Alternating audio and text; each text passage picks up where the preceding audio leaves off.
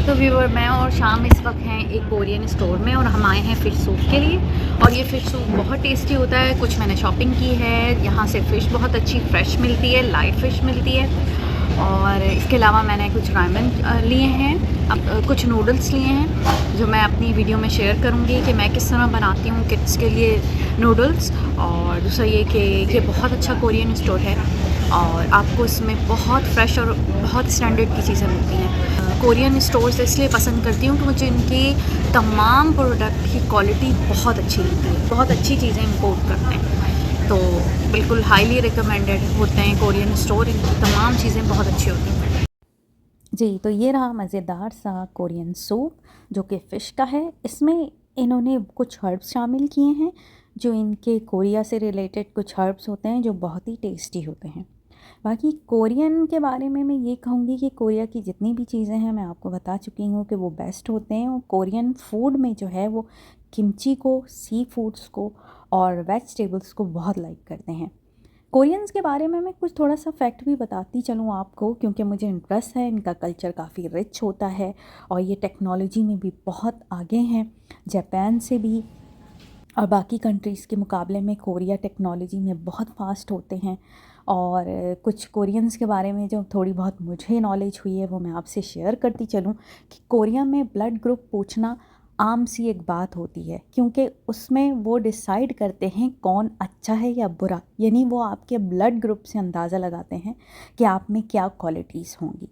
South Korea में एक ही surname के लोग शादी नहीं कर सकते, क्योंकि इनके यहाँ ये लॉ है कि सेम सरनेम के लोग शादी नहीं करते हैं। और साउथ कोरिया में लोग एक दूसरे को शू नहीं गिफ्ट करते हैं, क्योंकि इनके यहाँ शूज़ यानी जूते गिफ्ट करना बुरा समझा जाता है और एक मायूब बात समझी जाती है।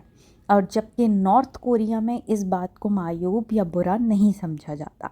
साउथ कोरिया और नॉर्थ कोरिया बिल्कुल इंडिया और पाकिस्तान और बांग्लादेश की तरह एक हुआ करते थे, लेकिन कुछ वजूहात की बिना पर साउथ कोरिया अलग और नॉर्थ कोरिया अलग हो गया। अब वो अलहदा-अलहदा अपनी शनाख्त रखते हैं और वो अपने आप को साउथ कोरियन और नॉर्थ कोरियन कहते हैं। एक और बात है, कोरिया में जब बच्चा कोई पैदा होता है तो उसे 1 साल का माना जाता है, क्योंकि वो माँ की प्रेगनेंसी को 9 माह को भी साल तस्वुर करते हैं। उनके ख़्याल में बच्चा अपनी पैदाइश से पहले ही जो उसके 9 माह हैं वो अपनी ज़िंदगी के साल गुजार चुका है। तो ये बात है कोरियंस में। कोरिया में मोटे लोगों को बहुत बुरा समझा जाता है, यानी कोरियन में बहुत बुरा समझा जाता है और वो ऐसे लोगों का मजाक भी उड़ा देते हैं। इवन अगर राह चलते भी किसी को देखें तो अगर कोई मोटा है तो उसको वो लेज़ी तस्वुर करते हैं। और दूसरा ये है कि वो इस बात को पसंद नहीं करते, तभी ज़्यादातर कोरियन आपको दुबले पतले और ख़ूबसूरत नज़र आते हैं। और ये एक कोरियन मर्दों में एक अलग सी बात होती है कि वो अपनी ज़्यादा औरतों की जगह मर्द अपनी खूबसूरती का बहुत ज़्यादा ख़याल रखते हैं और वो इस मामले में बहुत सेंसिटिव होते हैं।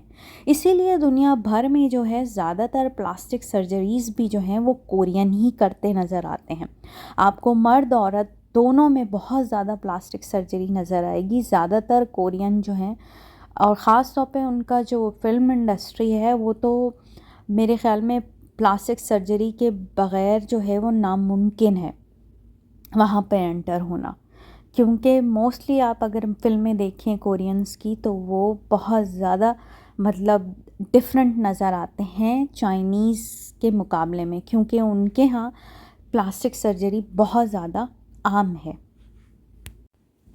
कोरियन मेहनत कश होने की वजह से वो हर चीज़ में वो बहुत ज़्यादा मेहनत करते हैं और उनकी ये तमाम क्वालिटीज़ हर प्रोफेशन में नज़र आती है, चाहे वो किसी भी शोबे में हो, चाहे टेक्नोलॉजी के, चाहे वो फूड के, या कुछ भी आप कह लें। उन्हें हर चीज़ में वैरायटी लाने की कोशिश करते हैं, हर चीज़ में डिफरेंट चीज़ होती है उनकी और हर तरह से वो आगे आने की कोशिश करते हैं।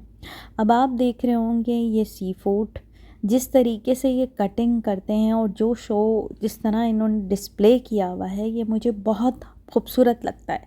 जब भी मैं आती हूँ, जब मुझे लाइव फ़िश आप देख रहे होंगे, नज़र आ रही होगी आपको, जब भी मुझे फ़िश चाहिए होती है मैं इसी स्टोर आती हूँ और लेती हूँ, मुझे इससे ज़्यादा अच्छी क्वालिटी की कहीं भी नहीं नज़र आई।